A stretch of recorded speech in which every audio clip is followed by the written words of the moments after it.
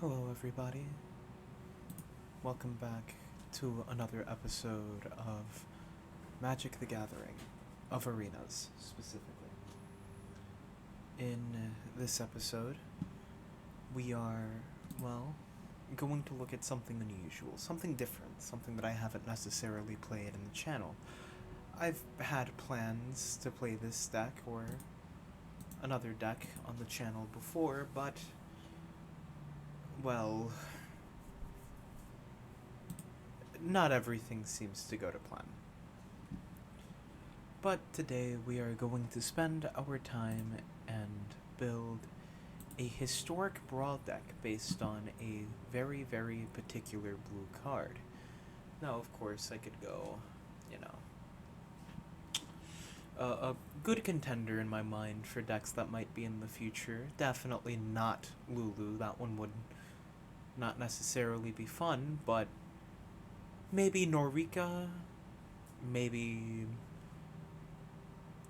Lizelle. Lizelle is a fun character. Maybe Gerald is fun. Val. I still need to figure out the importance of this card. But today we're going to be messing around with Gale. And even though we're not adding him to the commander, that's because he comes with a very specific ability. And I'm sure all of you see it already there. It's called Specialize. The Specialize ability takes a card like, let's say, Lizelle. Lizelle has a base of what she does when you cast the spell. It gains when this creature becomes the target ability of a spell or ability an opponent controls. You may exile this creature, then return it to the battlefield under its owner's control. Cool. Awesome. You specialize it, and you do what the specialized thing says. You choose a color, discard a color card, and that creature changes cards completely. So it goes from what it had previously to when this creature enters the battlefield or specializes, seek a non-land permanent with mana value 3 or less. Or let's say you go blue, which is my preference if I were to build this deck. When this creature enters the battlefield or specializes, conjure a duplicate of a random creature card from an opponent's library into your hand. It perpetually gains. You may spend mana as though it were mana of any color to cast this spell. And then it has one for black, it has one for red, it has one for green. You get the point. But today we're going to figure out what we're going to be doing with Gale, because as you saw before I deleted it, I had a Gale Commander deck called Human Wizard Noble Monk or something like that, and it was based off of slamming down as many cantrips as humanly possible before, unfortunately, winning the game because whenever you cast a spell on white, it creates a 1/1 Pegasus token creature with flying, and not many people are prepared for flying, so it takes advantage of the traditional casual mindset that everyone has for Commander. And I played 2 games of it and terribly lost one, and amazingly won the other because, well, the deck kind of hedged around a single card that wasn't Gale. And I feel like that's a disservice to what Commander realistically should be. If my center point isn't Gale and I can't win with just him, then I'm not playing Commander, and I would rather use my awesome mythic wild card on Gale to make a similar deck to that. Historic, maybe. But for Historic Brawl, I want something that will reflect Gale. Something that will play this card. So we're going to take a look at what Gale does exactly, base and specialized, to figure out what sort of commander deck we want to do. Because the moment I put him in commander, I have to choose a color.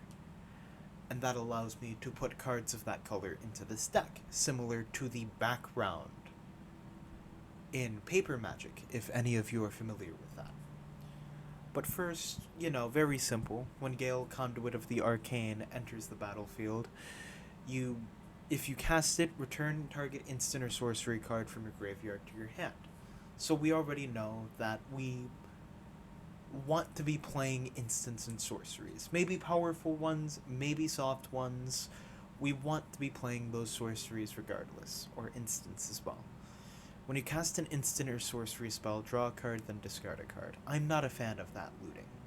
Some people might be a fan of that, but if you're not building up an infinite card advantage, utilizing wizard class, let's say, then you're not necessarily playing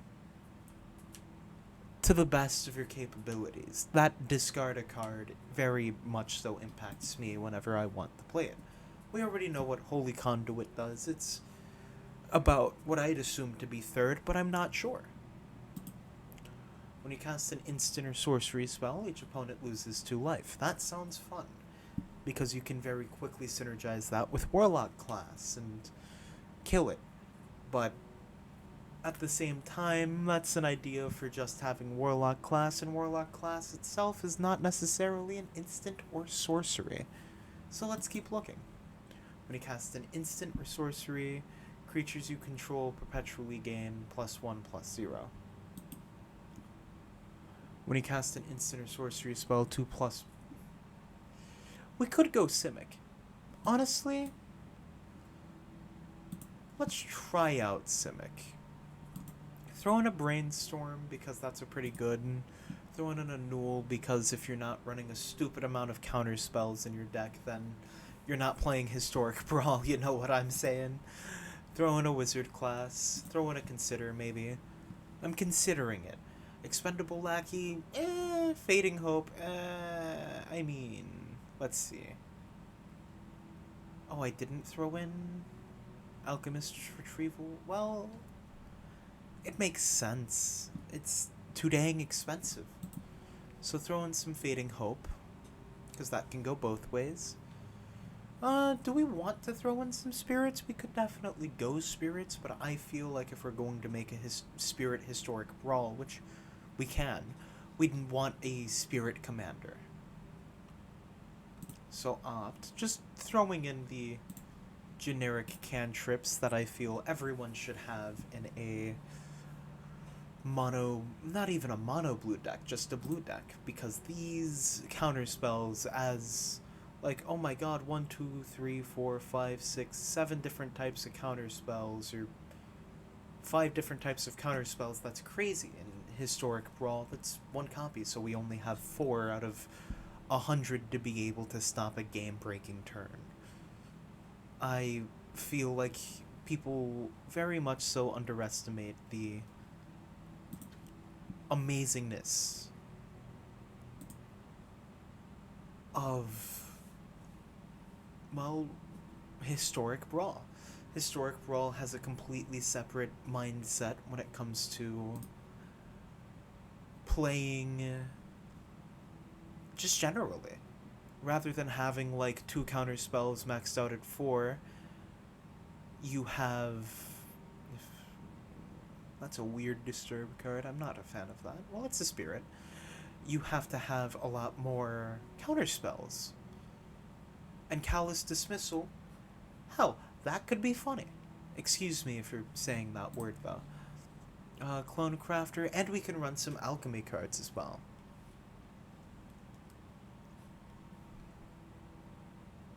Into your hand. You know what?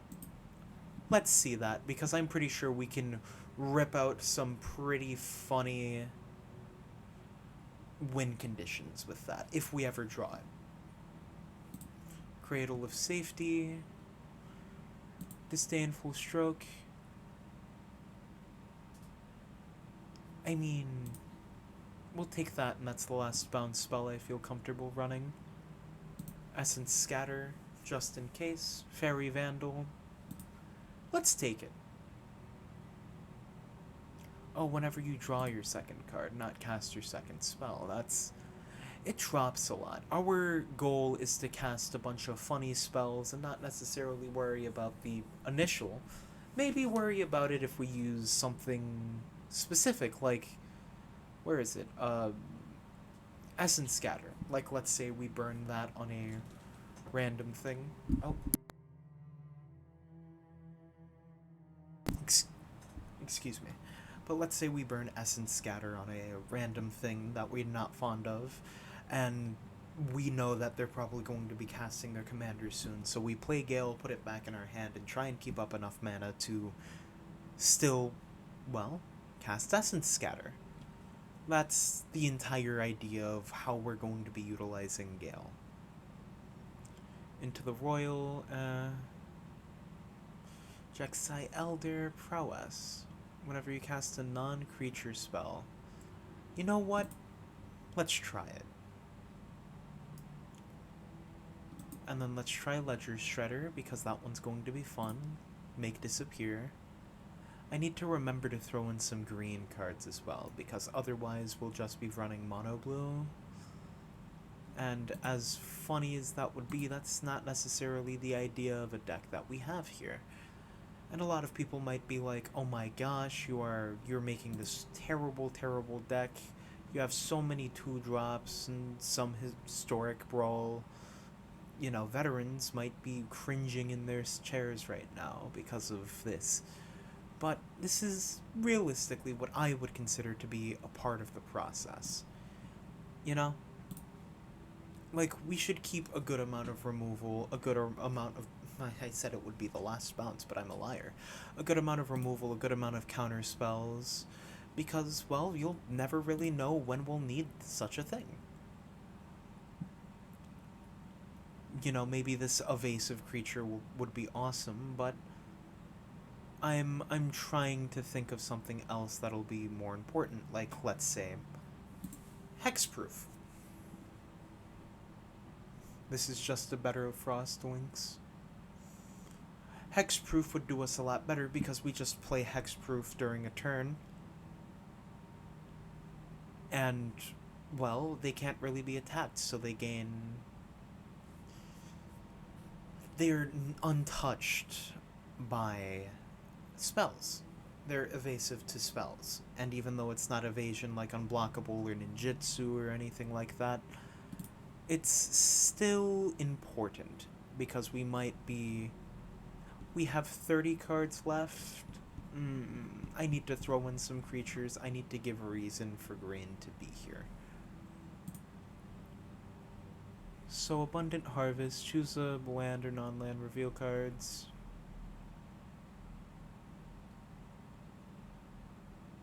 What? Choose a land or non-land. Reveal cards from the top of your library until you reveal a card of the chosen kind. Okay, I see. So that's kind of... that's unusual. Oh, wait. That's fine. What am I talking about? The Bushwag. Cleave through. Let's see. I should have a snake skin.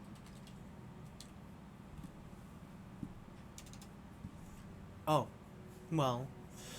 Now that we have the time with each other, I get to explain how my deck building process works. There's a handful of cards that I'm already willing to cut, even though I show importance to these counterspells. I need to cut some of them because the majority of my deck can't just be counterspells unless I want to play a very terrible Gale deck, which I don't necessarily want to do.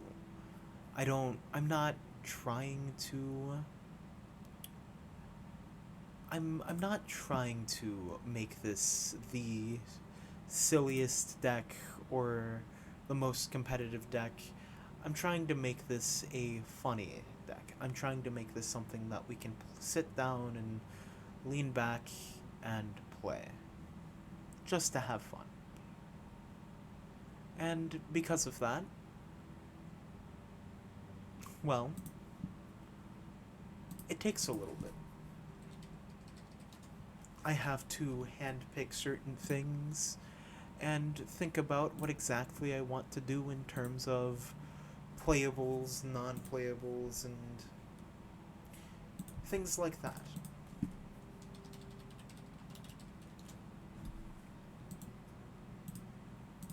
Well, let's see. Craft. Am I onto something? I was onto something.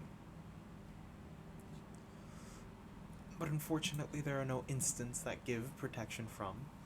So we only have hexproof. So let's type in hexproof. Let's try and figure out something like that. because I feel like hexproof might be pretty really good in terms of, well, evasion, which makes me kind of think, do I really need some of these cards? Like, I'm running mostly counterspells, so in all honesty, I should probably take some out. I'm not a fan of Depart the Realm, Disdainful Stroke, Dragonborn Looter, Glint, Jexai, Make Disappear. It's a card. Let's take it out.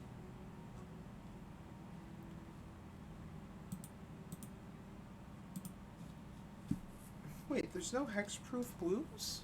Wait, there is. Okay. Target Snowland. Alright.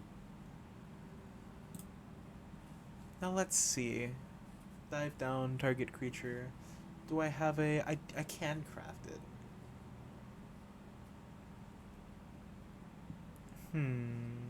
Lazatep plating. Rattle chains. That one's new. I think.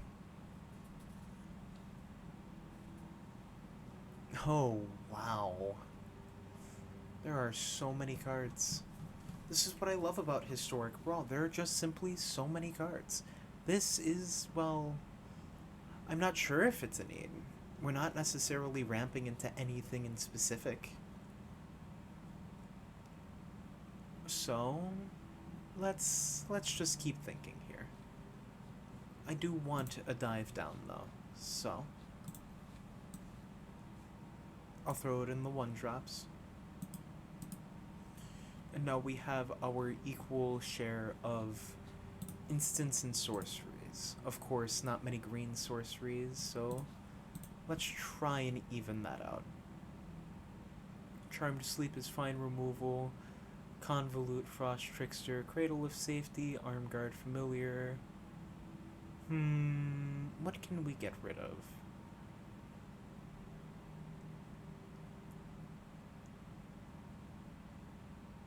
Maybe the Annul. And maybe the Disdainful Stroke as well. And I know it doesn't look like much, but that gives us space for 2 more playables. So now that instants and sorceries are knocked on, let's scroll through and figure out what we should build the rest of our deck with. Target creature gains that until end of turn. You gain 2 life. We're not really a life. We're not really a go wide deck.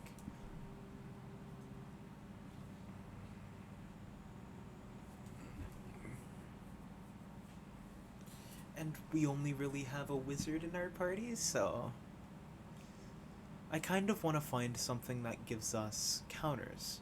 Like Big Play. You know, put a counter on it until end of turn. And it's an instant, so... Oh wait, not even a... you know what I mean. But I'm looking for... counters. So that we can... well, synergize with this counter play. Ahahaha. I wonder if Vorinclex is here.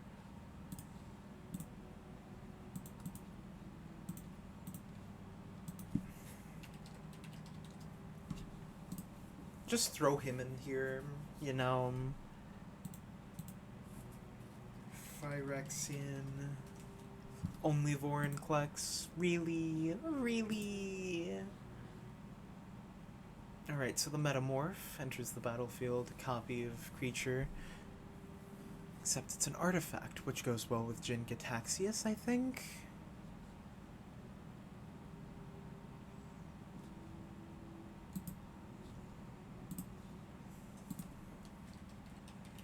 Shore Library.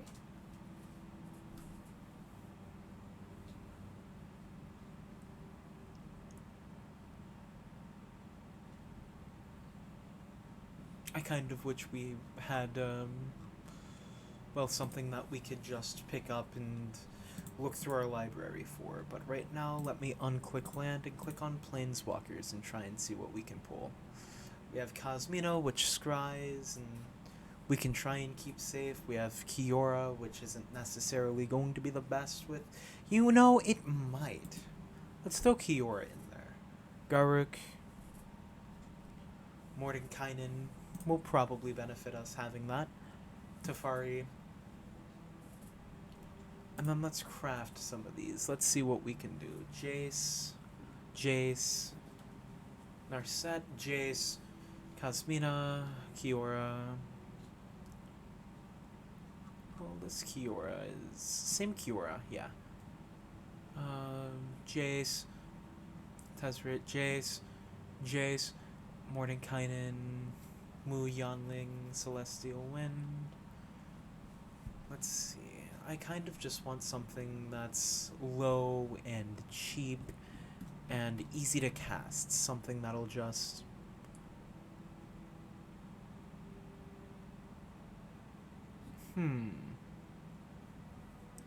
Whenever more... Well, the issue with right now that I have with most of these things is... It's that they're mythics.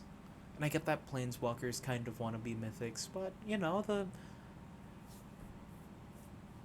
occasional... frick, see? It's fine to have non-mythic specific cards. Now this is sad, Tamio. Nisa. Isn't there 3 Nisas or something? I'm not sure. But I feel like that's a good amount of planeswalkers. We have Narset, we have Kiora. I want one more, but... Oh wait, we have Narset, Kiora, Teferi, Mordenkainen. I could throw in Vivian on the hunt, but I don't think it synergizes with this deck. And I might run Kasmina just as a, you know, just as an extra. Not really specific to anything, but a cheap planeswalker that can scry, and if we have any other planeswalkers on the field, then awesome. Of course, it's not what I'm expecting. I'm more expecting to utilize the token part. So let's see here. Take off Planeswalker and land. Quadrinks. Throw on Tanzir Quadrinks. Maybe put on the Cultivator. Pledge Mage, definitely. The command, yeah, sure. You may reveal a land amongst them. I'm not a fan of that.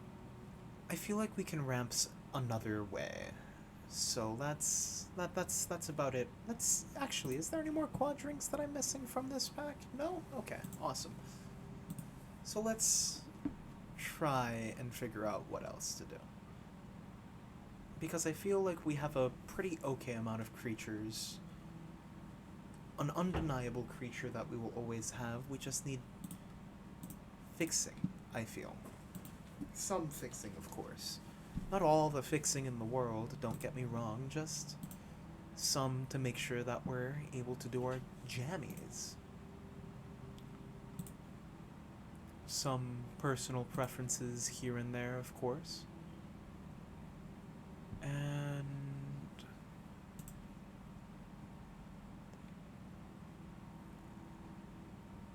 I think that would be funny. I feel like we can try that in this deck.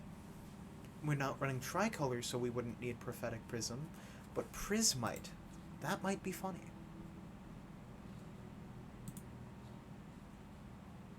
And now let's try and fill the last 2 cards with creatures, which is perfect. We just talked about all these, how removing 2 cards might be useful, and here we are with 2 cards left. Let's make it 3, 4, 5, 6, and 7.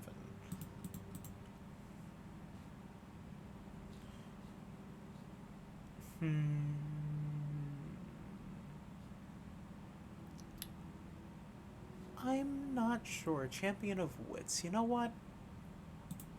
Let's throw in a Champion of Wits. I don't even know how I have that, but Champion of Wits might be helpful. I want the other card to be green, so let's notch on green and try and figure out what's going on. Maybe with Apprentice Sharpshooter we can cheat off some, maybe with Uh, you know what? Wait. There we go. Perfect. And that's the deck so far. We could go back and cut some things out, but it's not meant to be the best. It's meant to be the most fun, and I feel like I will be having the most fun in this circumstance. So if you feel differently, feel free to comment down in the comment section. Tell me where I should have gone better. Tell me what item or card I shouldn't have in this deck, and I will not be listening to take Key of the Archive out for the record. And tell me what card I should put in this deck next time. And let me check the runtime, a 25-minute video about building a deck. I feel like we could go for one game. So let me throw in most of the lands in here. Let me take off the creature tag as well. Frick? Oh, because of the mana specific niche, yeah. I forgot. So let's get this started. And I'm gonna try out the gate because I heard the gates can be good.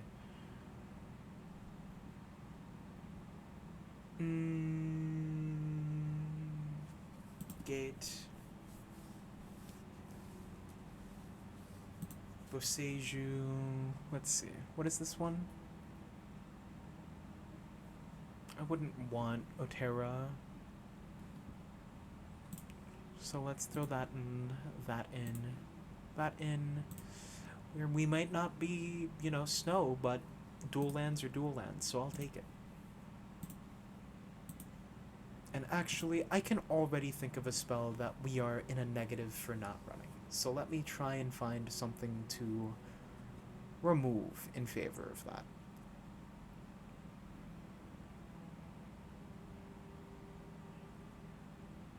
This is goated.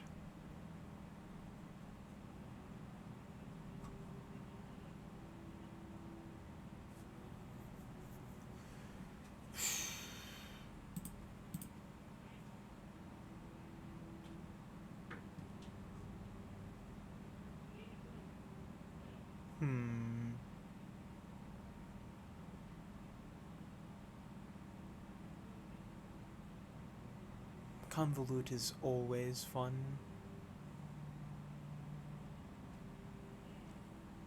But I think it'll have to take the L.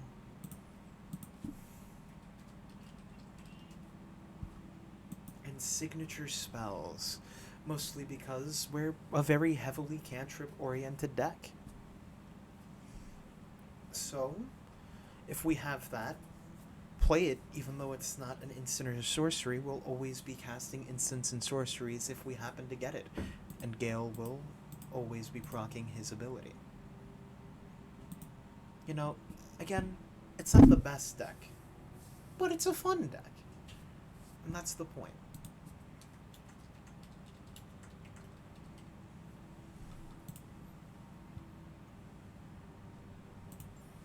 Let's look at the store as well, too.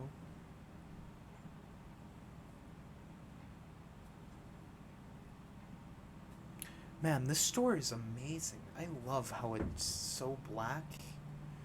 It says waiting for the server. Throne of Eldraine. Why? Why are they selling Eldraine cards now?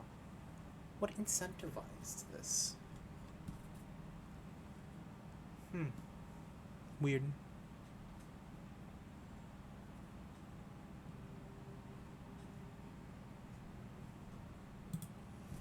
But anyway, I believe it might be time to try out some swaggy Primal Wizard. Oh, we'll change the customization another time to fit better. But yeah, now that we have our card deck done, we can finally put it to test, which it feels great to have done something. And, oh.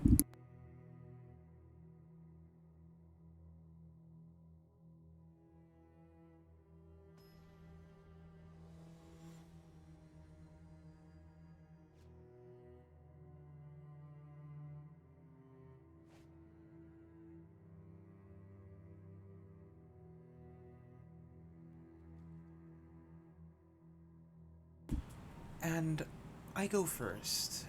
In Historic Brawl, I feel like if you can't keep your first hand, then you're inting or throwing the game. So, I am ready. I say hello, I play this, I reveal that, and then I pass to make him scared, to make him think that I have a 1 mana counterspell. Simply because, well, that's very important. You don't want to play a 0 mana, mana rock. You don't want to throw anything in the face of a potential 1 mana counterspell. So instead, I cycle it. And he's silly for letting me do that. He's a little silly boy.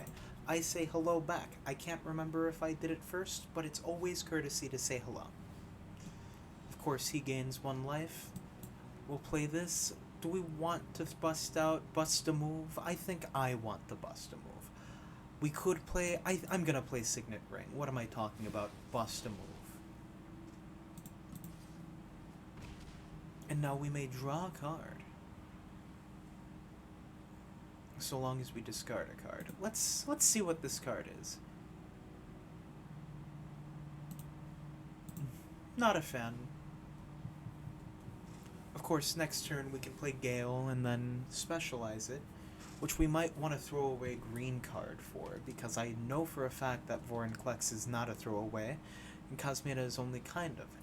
The fact that they use a removal spell in that is a massive, massive smile on my face. Now, do we want to run out Gale? I don't think we do. I think we run out Teferi, and I think we threaten a constant Planeswalker that will forever, and I mean forever, be a thorn in our enemy's side. Because I can cast all of these... Oh. I'm just gonna keep building it up. That's sad. That hurts me. So that means that I probably have to discard...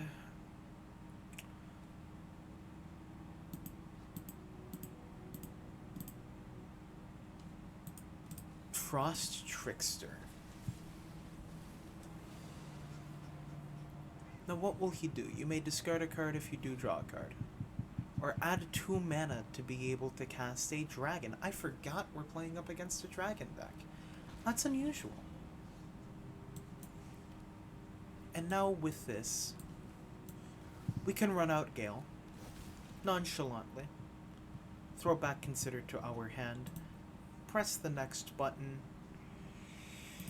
And even though I don't have Snakeskin, a +1/+1 could definitely save Gale from a lot. And they could definitely slam down Tiamat now. Which, am I ready for? Not really. But are we gonna let it happen? Can we let anything else happen? That's kind of the mood that we're in right now. And if they go to stop Teferi, I forgot to plus... No, I didn't forget to +1. But if they go to stop Teferi, then that is awesome.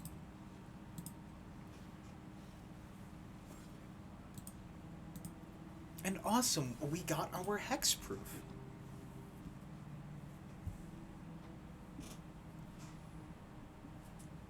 So, what are we trying to do? If we draw 1 more mana...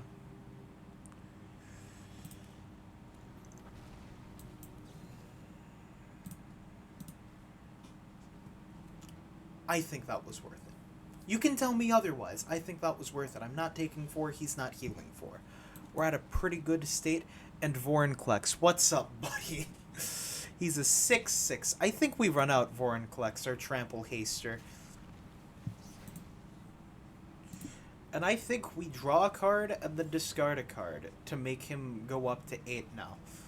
I don't think we need land anymore. I'm going to be honest. And then I think we swing with Vorinclex into him.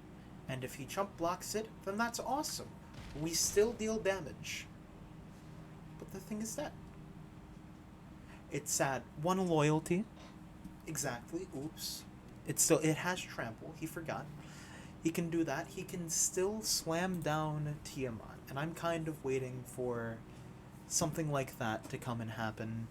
I might +1, but I think I'll definitely -3 this turn, mostly because I don't think I'll be able to take 2 extra turns.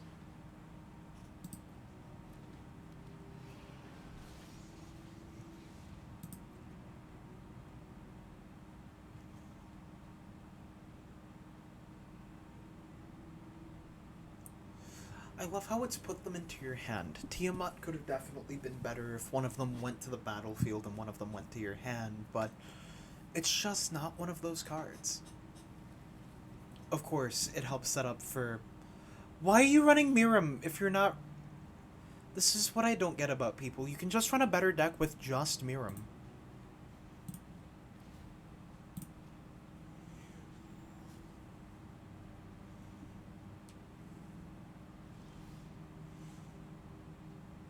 And I don't have any way to give counters except for specializing into green, which I will be doing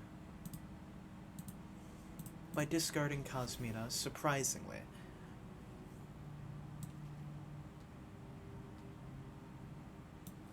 And I think I'm gonna Stony Strength Vorinclex. And then I'm gonna do that to Gale, so that... Perfect. And then I'm going to play Kodama. And then I'm going to +1 with Teferi. Discard the island. Play the gate. And I think this goes face and this goes to him.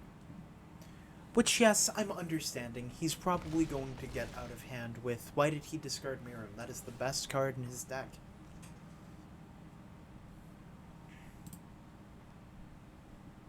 Miram, like, makes that deck playable in the state that it's in right now. Why would he do that? I guess he's trying to go for the infinite with the Draco Lich, which people have featured on videos many, many times before, but, like, I can just phase it out. Or... Okay.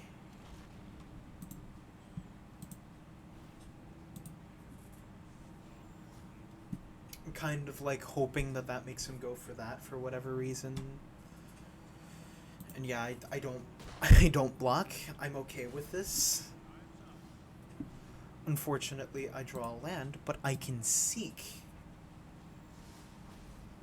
Get Tamiyo safekeeping. Play that land, and I can put Tamiyo safekeeping on...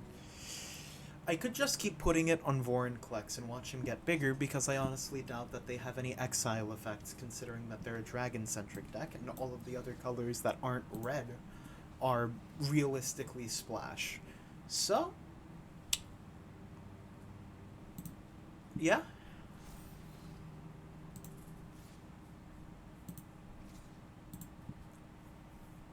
That's 20 damage face. If he doesn't let his 6/6 die, then he dies and loses the game.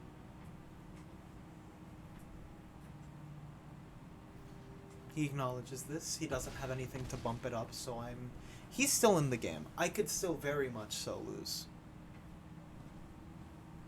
But I'm ramping, so any cards that I happen to draw somehow, like, you know, I'm still winning for totally. Because mana is important with a hand this full. But, you know, I don't...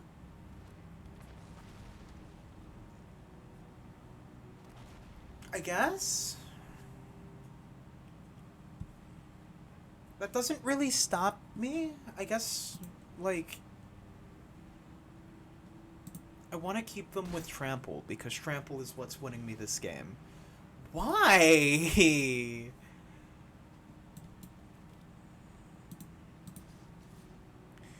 So I do this, and he has to double block this if he wants to kill it. And he definitely has to double block that if he wants to, well... I think I full swing here. I think I do the generic green player moment and full swing.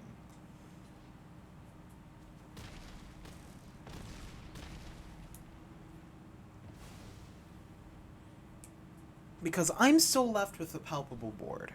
Or at least a board that's fine.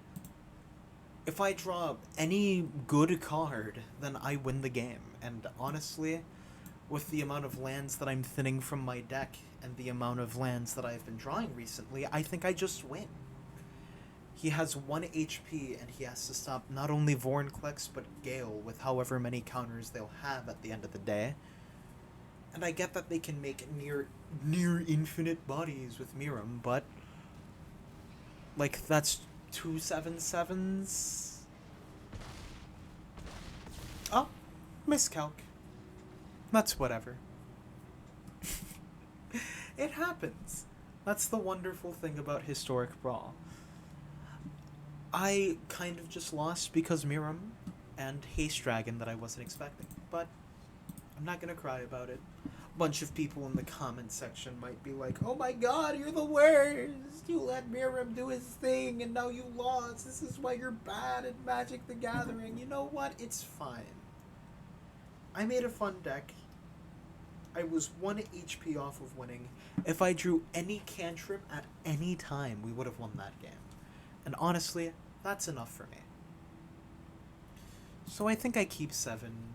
I slam down Snarl, show my island, slam down the island, and then just like this, hold up 1 mana. It's not like I can use it on anything. We're both I'm a faster deck than he is. I'm a mid-range deck, I think. So I'm kind of looking more forward to these hands specifically. Now I could throw in Orochi, Merge Keeper, yeah, I guess, but honestly, I have a counterspell in hand and I have a reject. I'm kind of ballin'. So if he plays like an artifact like Dollhouse, I don't know how much Dollhouse is mana-wise. It would probably help if he knew how to play the game, because he just didn't do anything. So I'm gonna run this out so that I can have a looter. And then pass priority, and it's probably turn 3 that he plays an artifact or something that ramps or something that copies. Mirror box, yeah. Exactly that. I should have known. I'm silly. I'm a stupid little man. Tapped. I'm still crying that just taps and its upside is scry, but I will... I think I'll tap. Wonderful. Well, we could... I'll discard Wild Shape, just in case, because I think that Reject and Counterspell will be more important or prevalent. I'm not sure why Mirror Box is in this deck. Each legendary creature you control gets +1/+1. That's why it's in this deck. It's a legendary deck. So he wants to draw 2 cards for 3 mana. Okay. Like Counterspells in my back pocket for that or something else. I guess 1, 2, 3, 4. He could play something scary, but I'll slam down Orochi, and then I'll swing in for 1, showing my dominance in this game, showing to everyone that me, is the commander man, and no one else can surpass the me who happens to be the commander man. Because how else will he recover from that 1 plink of damage? What? Okay. Goodbye. Like, nice, I guess. My turn. Vorinclex. And now that 1 damage at the beginning that I used to show my dominance might come into play. He hasn't played any mana rocks. Giant's Amulet. He's going to pay the 4 to make a giant, to make it hexproof. Why? I don't know, but it's all a part of his master plan. You just have to trust him. Now, I play this.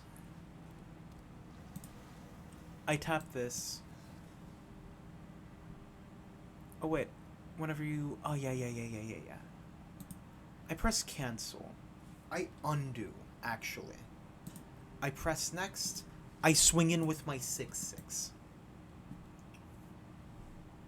If he chumps it, his only creature is dead.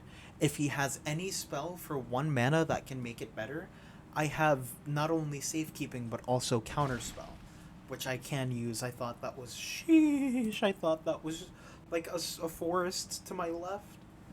Now, if he plays a land, this is the Ginny G Taxius turn, which I'm kind of hoping for so that I can counterspell it. Please, please play it. Please, please play. Please, no. Enchant Giant you control. When Giant Grass enters the battlefield, gain control of target non-land permanent.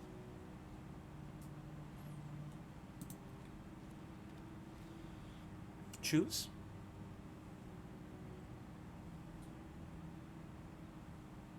Choose.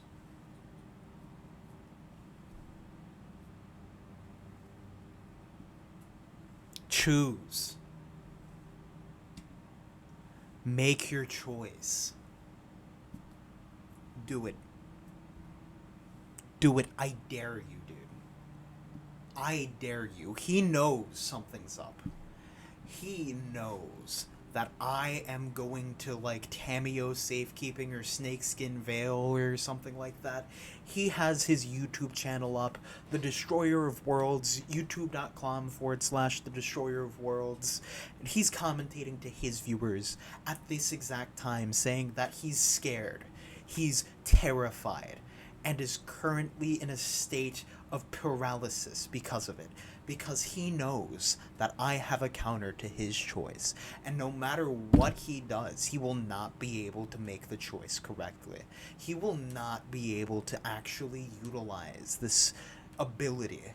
Because he knows deep, deep down, no matter what he picks, it's going to be worthless.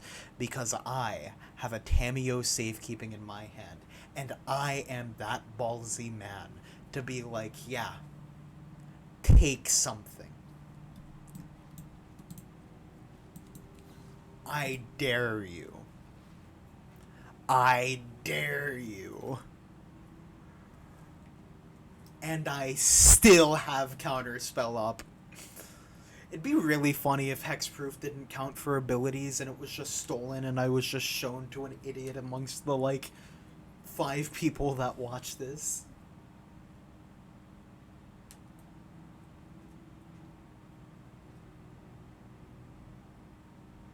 So now he's sitting there, he's stalling, he's like, oh no, what do I do? And I'm just sitting here proud of my choice. If he goes to counter that spell, I have a counter spell. Unless he has 2 1-mana counter spells. It won't work. It won't work exactly like that. And this is perfection at its highest point. This is when everything goes just as right as you wanted it to be. This is why you should play the color blue. Simply because you can play so many mind games. Oh, and another one. You spoil me. I'm going to play Cosmina. I'm going to +2 spam, and there is nothing he can do about it.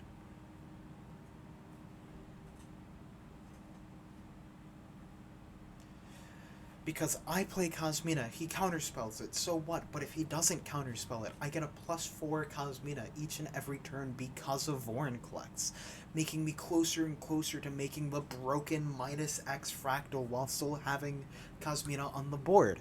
And if he does anything about it, I have Usia Guard Approach or Counterspell. I'm expecting to use Counterspell next turn because of Ginny G Taxis. He definitely doesn't have the pragmatic bridge, but I'm holding up for Jin Gataxius, and I think he's holding me up. I think I'm being held hostage now, because I made a good choice in this game. You know what? I keep that. Look at that. Look at that. That is... Oh, I want to cry. I want to cry. It's so beautiful.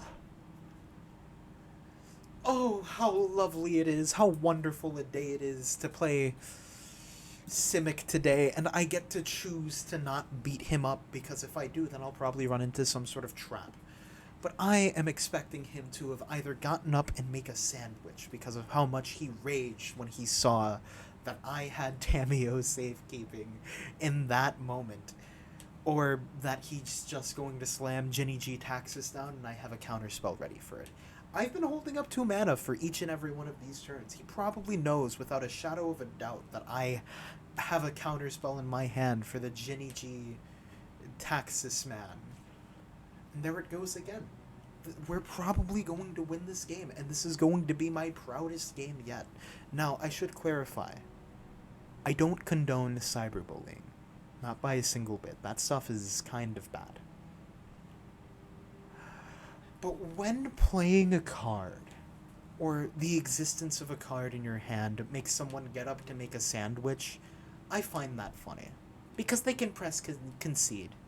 But the fact that they think they can insult me like that makes me laugh. Because I take no offense to this. I have all the time in the world.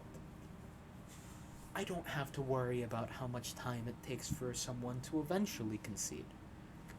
So it doesn't bother me. So I choose to take the joy out of it. If someone wants to stall me out, I'm smiling because my deck that I made was so good that someone wanted to just stall me out like that. They wanted to waste my time without knowing that I'm already doing that. I am the big braining, and this is fun. You know what? I'll slam that down so that turn 2 I can hold up a counterspell for whatever he has left to do. But back to the point, if someone stalls you out, try and take pleasure in that. That's some awesome stuff that you did there. You made a fine deck to make someone else not rage enough to feel like they're cyberbullied, but to feel bad enough to simply not want to deal with it. Now you might ask, why did I counterspell that? My simple answer is because I'm a mean person on the internet. I don't have a reason for countering that other than I think it makes something unblockable, and I'm not fine with that. I don't want something to be unblockable. Of course, Tempered in Solitude, that's pretty cool, I suppose, if you want to see it like that. We're already at 4 mana. I cast Gale. I return Reject to my hand. I swing with my 1/2 Jack-Psyman, and I draw a card. Or I may draw a card so long as I discard a card. And do I want it? It is a mana rock, but honestly, I'd rely more on the lands. It's nice to thin out the deck from things that I don't need in a 100. You know, he could slam down his commander. I don't have an answer for that. But he chooses not to for the sole fact that he wants to have a card in exile that he might play. And he doesn't swing for it. And it bounces back to his hand. I feel like some people don't read their cards. So my friends, if you're out there listening to this amazing gameplay, please, for the sake of everything, remember one thing. And that one thing is that you should read your cards. I'm gonna play Clone Crafter. I think Clone Crafter might make its place in the blue-white flicker deck simply so that I can steal more and more things. Oh my gosh! Alright. Awesome. Wait, I can make him red now. Awesome! Of course, sending out my commander like this, they could very much so have a Guiding Bolt. Or it just cycle that. Awesome. Ooh.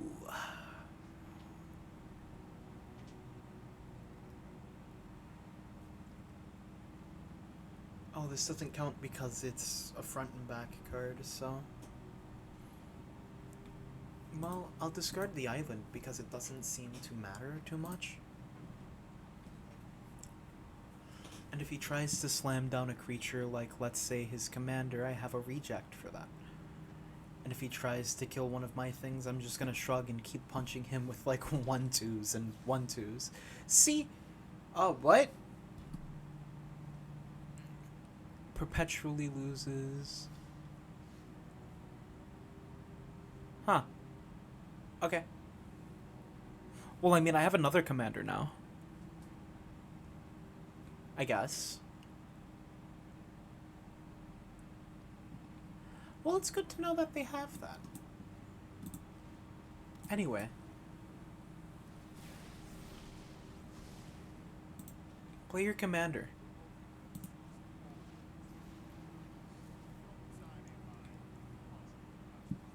I don't really need that. So I'll just keep swinging in.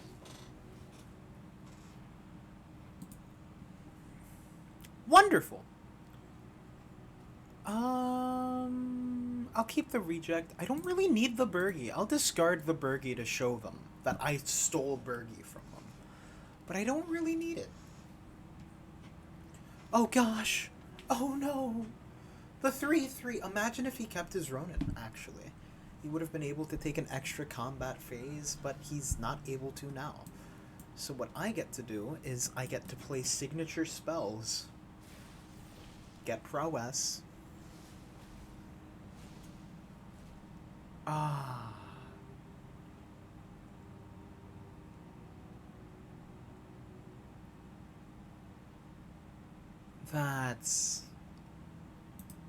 That's painful. You know, what did I expect? This deck has many, many counterspells.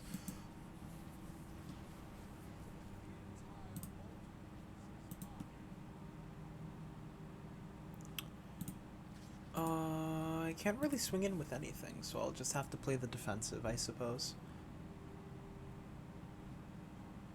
Spirit Warrior on face. You know, maybe blue-white spirits would be cool. Huh. Oh no! I have no clue what this does. When it enters the battlefield, attach it to creature. I hate stuff like that. I hate stuff like that. When things enter the battlefield, they should not immediately be attached to something. Okay, I take 10 damage. I'm not that peeved, my friend. Okay, I take 10 damage and he gets to make a treasure token, I guess. I'm not that peeved. Oh my god, he's... You know, this is...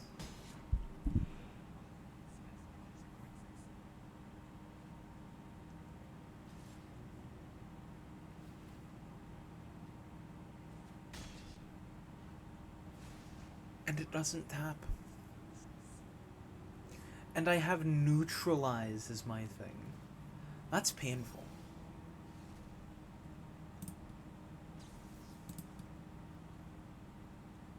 Alright.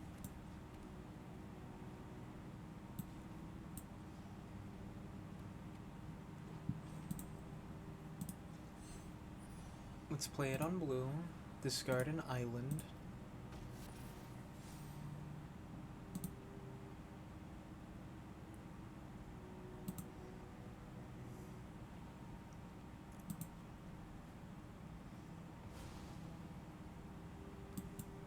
I don't need lands.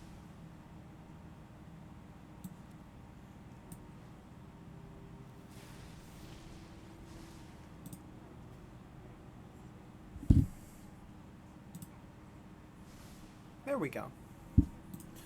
I feel like we're stabilizing because he focused down Mordekainen for realistically no reason.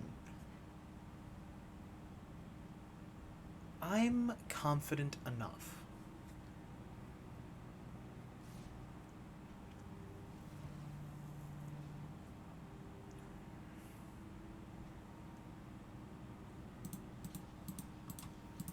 Choose.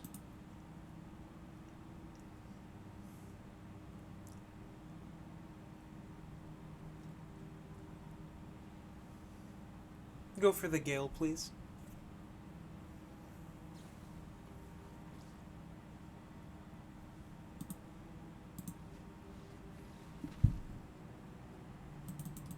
Honestly, was never really a fan of Boros players, you know? I could go on a really long rant about that, but at the end of the day, the difference is that I wanted to play casually and he wanted to try and make samurais work in a competitive way. And I'm glad he did, but at the same time, people that run samurais like that kind of... Please stop. Like, actually, that's not fun. Like, for you, maybe, haha, the free 1 or 2 wins that you'll get until you run into a deck that's actually competitive and get stuck in a place where people consider, excuse my language, hell Q. Like, that's not going to be fun for you, and you're inevitably going to be burnt out from this game because your only wish is to win video game. So when you play it like that, that kind of takes out most of the fun. Yeah, cool, you made an Boros enchantments deck that was centered around, like, a single guy, I suppose, but in all honesty, you're not going to get many places with a deck like that. Like, you're going to get some funny looks. It's going to be funny to you and you alone, maybe, but that's not necessarily the case for everyone else. Everyone that you're playing against will not have that much fun. And when you try and take that against friends, your friends are going to look at you funny unless you play with a bunch of people that actively just simply make better decks.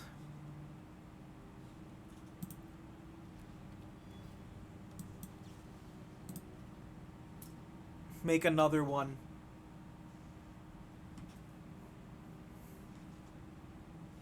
Make another one. Good. Good. Good. Good. I think I'll play out Gale. Excuse me for sticking so long on that thought, on that conversation from the other game. It just bothers me when people play this game to just actually win rather than to have fun. I feel like this game is meant to have fun. That's why there's specialized in so many other stupid mechanics. If you try and win, eventually you'll be outdone by some silly man playing cycling. And you'll sit there like, what? But he's playing cycling. Why did I lose? Blue or green? Blue or green? I feel like... I feel green. I'm feeling green. And then we freighting a hope the Goshen tea of life's origin again. Why not any of the tokens? Because he wants that on the field to play his shrines. If he doesn't have that on the field, then what's the point? He'll probably block with... Nope. It's like the mental of, I want to play this thing, but he's not allowed to play the thing. See, he has to go Jukai Naturalist, and he didn't get the bonus for the shrine because I bounced that thing. That's the idea.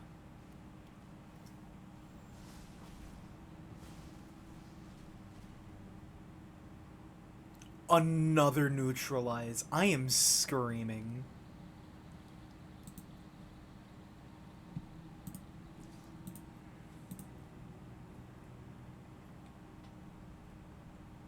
What do you think I have?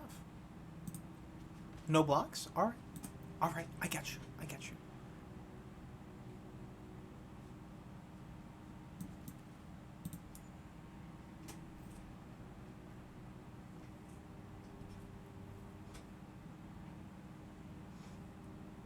Now I'm excited. I keep the falls in my hand. I don't really mind.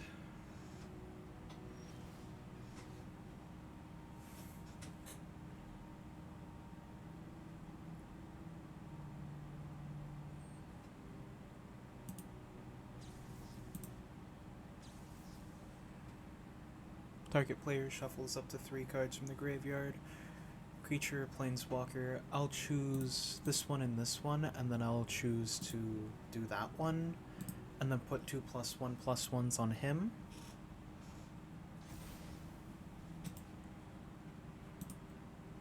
Specialize into green. Do this. Play my Bear Folk, maybe? Do I play my Bear Folk or Cosmina? I think I play Cosmina.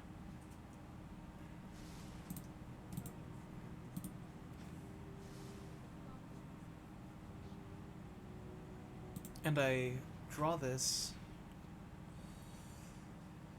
1, 2, 3, 4. 1, 2, 3, 4, 5. So now he needs to not jump, I suppose. Maybe to my Archer, maybe to Narset. Wonderful. I'm fine with that. And now he probably tries to play his Goshen Tai of Life's Origin, or wastes his entire turn.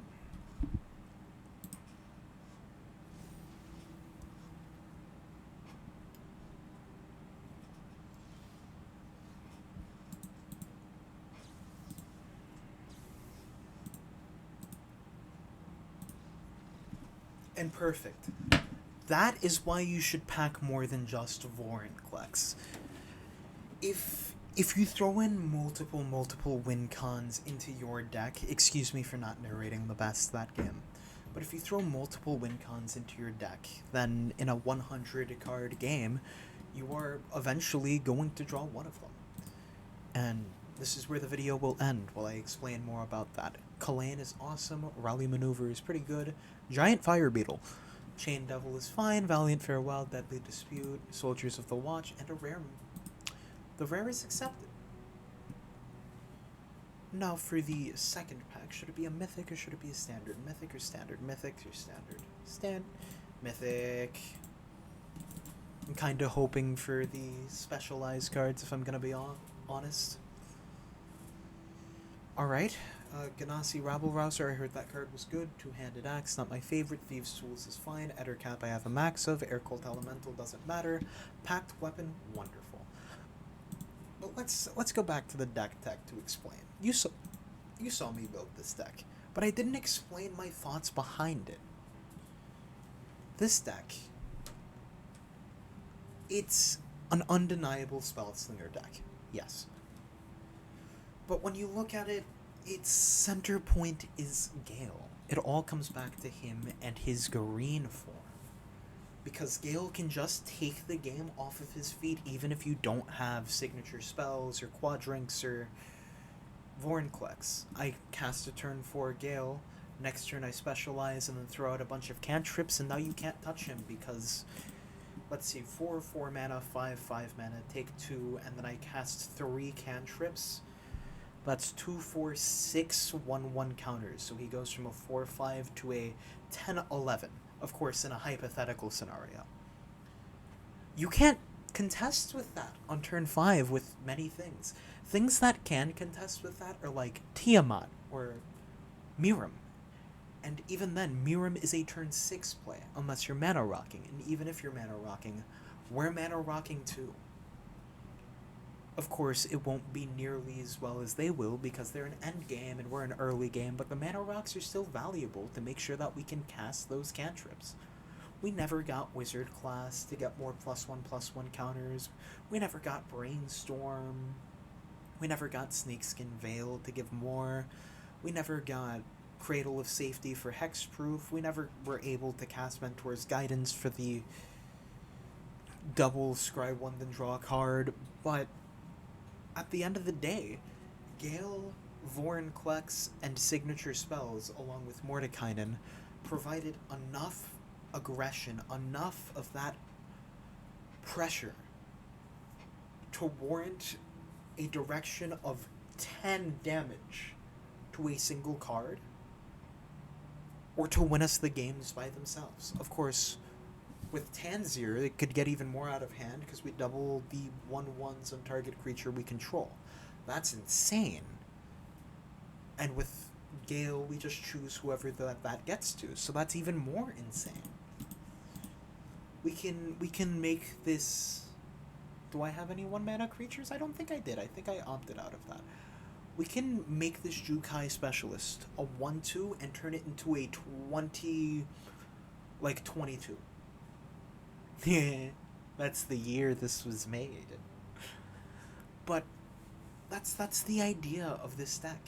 It's just to go up, up, and away with counters, to utilize the fact that we are an earlier mid-range deck than other decks, that we go off harder and faster than Miram, than Tiamat, than, well, humans kind of run us over, but we're not in that queue. And so when I run signature spells, I can catch an amazing amount of cantrips to be able to utilize with Gale for absolutely free. And that's why signature spells is so good in this deck, but so bad in other decks. Honestly, if you want my recommendation, what carried us this video, realistically, it was a little bit of Vorinclex, but Vorinclex would not have done anything without signature spells, without the cantrips to back him up, without Gale. The real A tier card, even S tier card, in this deck specifically, would have to be signature spells. So if you're running a low to the ground cantrip spell deck that tends to be countered so very quickly by mid-range or even endgame decks, throw in signature spells. Yeah, it'll be turn 6 until you get it, but when you get it, oh boy. And if you're Izzet, signature spells into Arcane Bombardment. That would just be crazy. I'm not sure how it works, but hypothetically, it sounds amazing. Now, next time on this Commander show, we're going to be playing with Lozar, or Lozan, our Izzet Dragon Commander. But for now, that will be everything. And I thank you all for showing up. It has been a real pleasure, and I hope you all enjoyed. I'll see you all around.